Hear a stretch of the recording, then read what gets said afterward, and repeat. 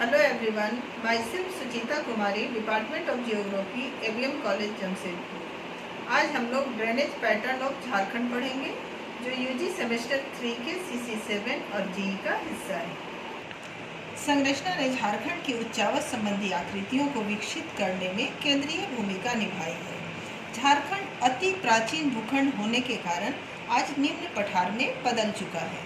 यहाँ की कठोरता का कारण वलन नहीं बल्कि भ्रंशन से है, जिसके कारण यहाँ भ्रंश कगार तथा भ्रंश घाटियों का जन्म हुआ है।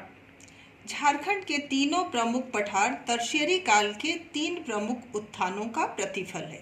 यही कारण है कि यहाँ अपवा प्रतिरूप भी अधिकांशतः दक्षिण एवं पूर्वी भाग में देखने को मिलते हैं।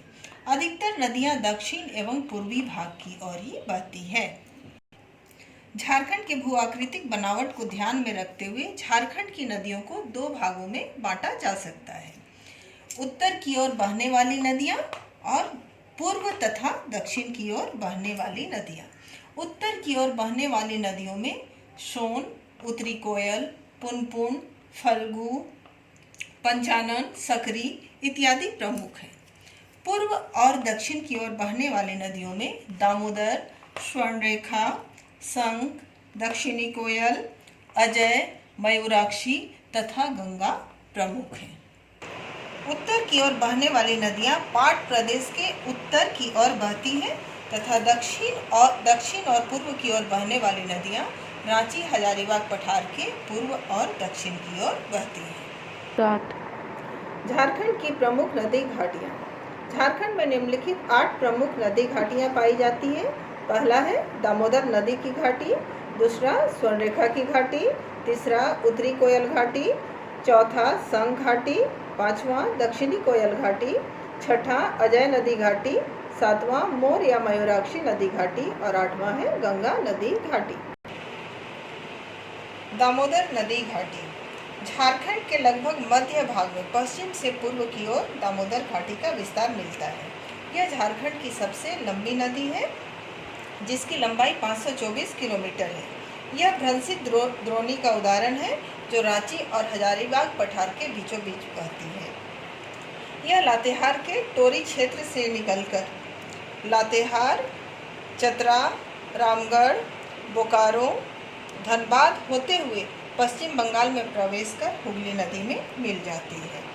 यहाँ कोयला के दृष्टिकोण से महत्वपूर्ण गोंडवाना क्रम की चट्टानों का विकास हुआ है। यह झारखंड की सबसे प्रदूषित नदी है। डीवीसी की स्थापना भी इसी नदी और इसकी सहायक नदियों में की गई है।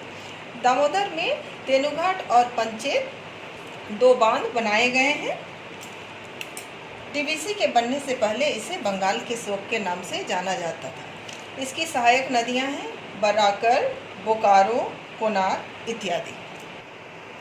दूसरा है स्वर्णरेखा नदी घाटी।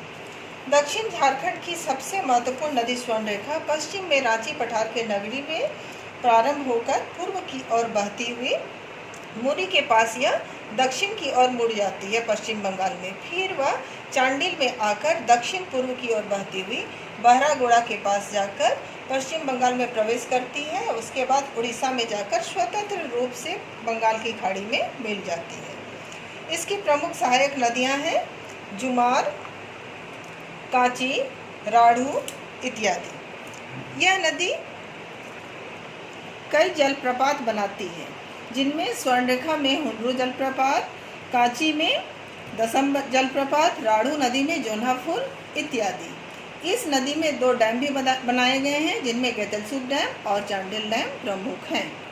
तीसरा है उत्तरी कोयल नदी घाटी। यह पाट की ढालों में बहती हुई उत्तर की ओर लातेहार होते हुए पलामू, गढ़वा होते हुए जाकर सोन नदी में मिल जाती है। इसकी प्रमुख सहायक नदी है अमानत और औरंगा। यह नदी सबसे प्रमुख उत्तरी भाग में बहने वाली नदी है। चौथा है शंख नदी घाटी।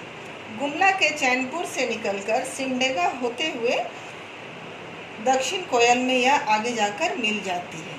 सदनी वाटरफॉल यहीं पर स्थित है। 5वां है दक्षिणी कोयल घाटी। रांची के नगड़ी से होकर रांची, लोहरदगा, गुमला, पश्चिम सिंहभूम होते हुए यह उड़ीसा में शंख नदी से मिल जाती है, जो आगे जाकर ब्राह्मणी के नाम से जानी जाती है। इसकी प्रमुख नदी है, सहायक नदी है कारो। छठा है अजय नदी घाटी। बिहार के मुंगेर से निकलकर देवघर और दुमका होते हुए यह आगे जाकर हुगली नदी में मिल जाती है। 7 है मयूराक्षी नदी घाटी या मोर नदी घाटी। यह देवघर के त्रिकुट पर्वत से निकलकर गंगा नदी में जाकर मिल जाती है। नेक्स्ट नदी है 8वां है गंगा नदी घाटी। झारखंड में गंगा नदी साहिबगंज के उत्तरी और पूर्वी भाग में तथा पाकुड़ के पूर्वी भाग में बहती है। इस तरह झारखंड का ड्रेनेज पैटर्न यहीं ख़त्म हुआ। नेक्स्ट वीडियो में झारखंड की जलवायु पढ़ेंगे। Thank you.